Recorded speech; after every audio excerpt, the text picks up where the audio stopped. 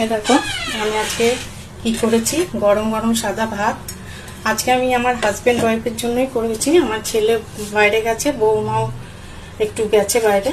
আর এটা করেছি দেখো মুগের ডাল, ভাজা মুগের ডাল। এটা করেছি আমি ঘি গরম মশলা দিয়ে করেছি, আর সঙ্গে একটু হিং ফোড়ন দিয়েছি, আদা দিয়েছি।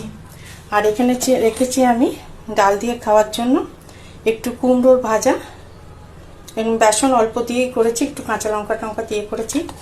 আর এখানে করেছি আমি একটু কলমির শাক।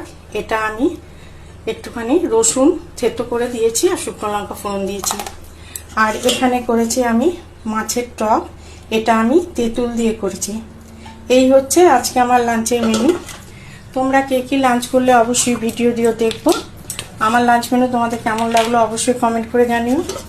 ভালো থেকো, সুস্থ থেকো। এই পর্যন্ত।